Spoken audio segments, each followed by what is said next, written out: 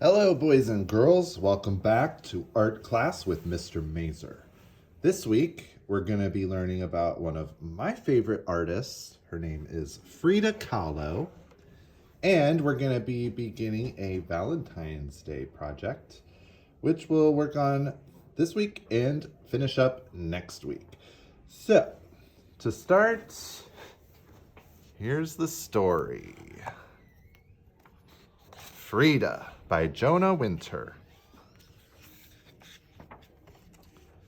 Frida enters the world. For little Frida, the world is Mexico. Her house is a blue house. It is in the town of Coyoacán. Frida's father is an artist and a photographer. He teaches her how to use a paintbrush. Frida's mother takes care of 6 daughters. Often, she is tired. Often, Frida is lonely, even though she has sisters. Enter stage left, Frida's imaginary friend. Her name is also Frida. They play games. All of a sudden, Frida falls very ill. She's in bed for months. There's something wrong with one of her legs. Even her imaginary friend can't cheer her up. That's when Frida teaches herself how to draw. Drawing saves her from being sad. After Frida gets well, she still wants to make art. So she paints little paintings. They are copies of other paintings. Painting onto photographs is what Frida's father does for a living. He teaches her how to do this too. Frida also paints things she sees through a microscope. She loves looking at things very closely. At school, Frida studies science. She is bored. School is too easy. One day, Frida is riding the bus home from school. A horrible accident happens. A trolley runs into the bus. Frida almost dies. In the hospital, it is painting that saves her once again. Painting is like her imaginary friend. It is there whenever she wants it. It keeps her company. It keeps her from giving up hope. After the accident, life will never be the same for Frida. She will walk with a cane when she is able to walk. Her body will hurt, always. But Frida doesn't cry or complain. Instead of crying, she paints pictures of herself crying. When she can't leave her bed, she paints in bed. When her whole torso is put in a cast, she paints on the cast. Nothing can stop Frida from painting. Because she's so often alone, unable to leave her house, she has to use her imagination. She paints what she sees in her heart on top of what she sees with her eyes. It's almost like painting on photographs. She paints little magical scenes with words at the bottom. All over Mexico, people paint these kinds of scenes. Sometimes they are scenes of accidents with angels coming to the rescue. They are like prayers for people who are sick. They are called exiotos. Frida paints exiotos of herself when she is sick or in pain. Frida imitates no one in her style. Her paintings are like nothing else. In museums, people still look at them and weep and sigh and smile. She turns her pain into something beautiful. It is like a miracle.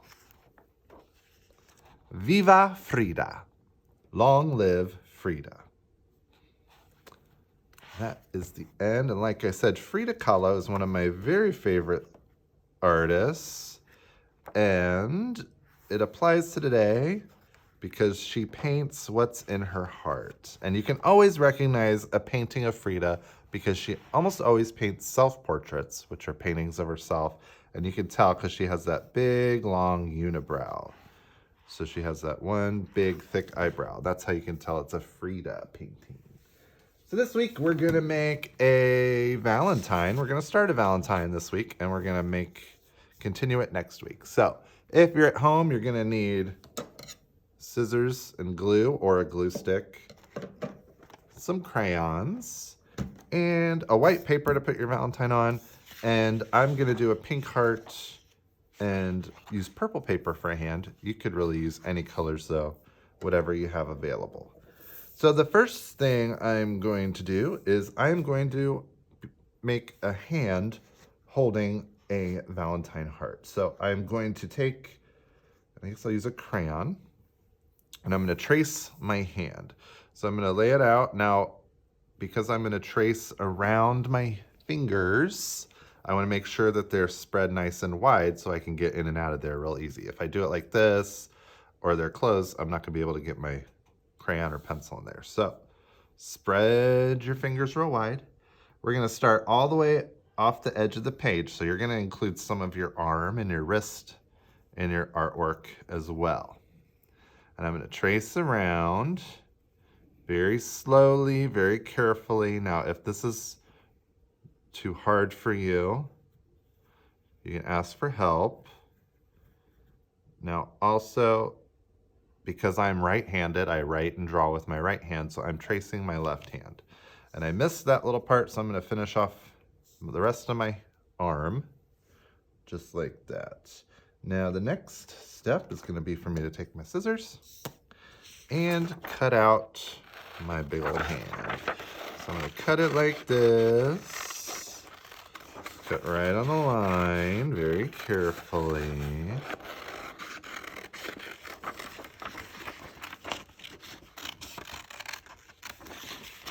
We want to make sure we're very careful and we don't cut any of those fingers off. Now, we are going to glue it on this white paper after, so if you do make a mistake and you do cut one of the paper fingers off, you could always glue it on the paper where it's supposed to be.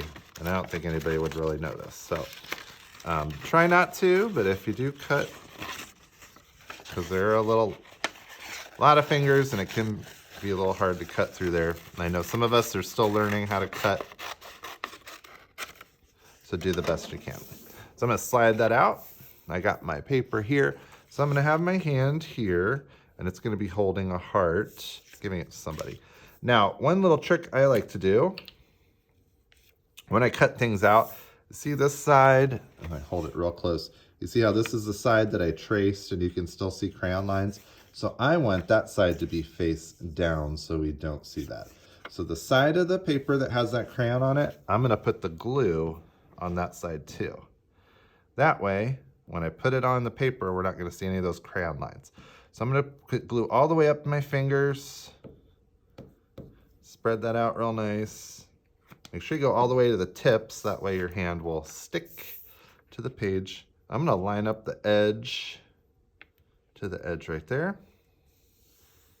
And I'm gonna smooth that down. Now I'm gonna leave one finger up for my heart because I want the hand to be holding the heart. So I'm gonna leave that like that. Now, the next thing I'm gonna do on my pink paper is I am going to make a nice big Valentine heart. Now, I'm gonna use red. You could use any colored crayon you like. Now, if you remember when we did those birds, we made hearts in the background. I showed you a real easy way to make a heart. So you start with looks like kind of like the letter U upside down, or a half circle. You do two of those right next to each other, just like that. And then you connect them with a big V. And there is my heart. And I'm gonna cut that out.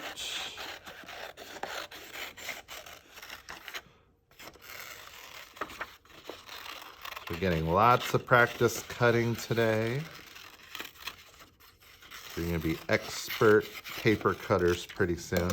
Now, before I slide that in, so it looks like he's that I'm handing a heart to someone, I'm gonna make a cute little pattern on my heart. Now, a pattern is a line or a shape that repeats. So you could do, I'm gonna use my little scrap paper here. If you wanted to do a straight line pattern, you could do stripes like that. If you wanted to do a curvy line pattern, you could do a curve and follow it. Ooh, I broke my crayon. Or you could do zigzags, which are my favorite. Which go like this. And you follow that.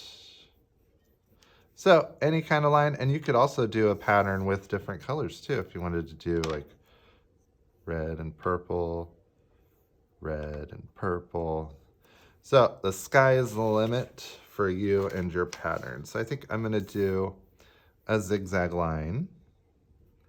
I'm gonna start it with red. I'm gonna do that all across my heart here.